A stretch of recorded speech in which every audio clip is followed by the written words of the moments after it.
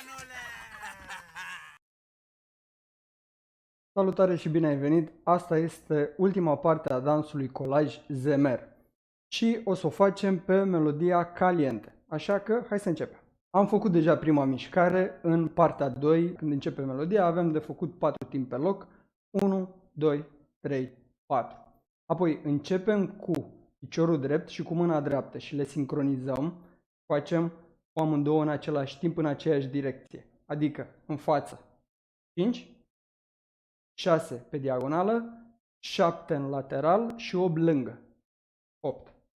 Încă o dată, lent. 1, 2, 3, 4, 5, 6, 7 și lângă. Încă o dată, 3 și 1, 2, 3, 4, 5, 6, 7, 8. Apoi schimbăm și facem același lucru cu piciorul stâng și mâna stângă, adică în față, doar că de data asta, pe al patrulea timp, o să pășim pe diagonală în spate. Uite-te puțin. Avem așa. 1, 2 pe diagonală, 3 în lateral, 4 pe diagonală din spate în stânga. Hai să vedem. 3 și 1, 2, 3, 4 și din nou același lucru. 5, 6, 7 și pe 8 lângă. 8. Hai să facem doar cu stângul. 3 și 1, 2, 3, 4, 5, 6, 7 lângă. De la început. 3 și 1, 2, 3, 4, 5, 6, 7, 8, 1, 2, 3, 4, 5, 6, 7, stop. Bun, mai avem acum de adăugat încă două optimi.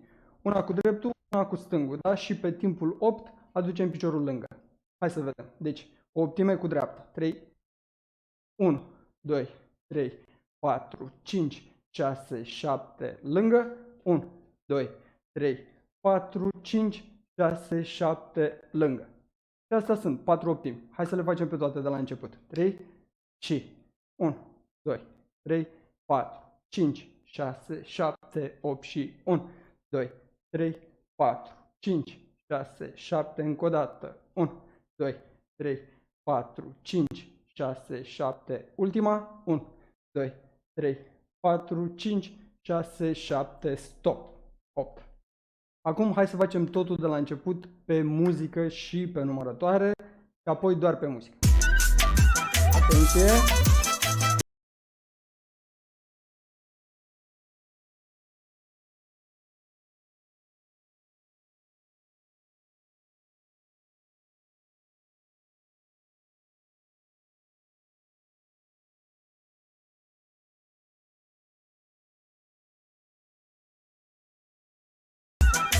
Atenție!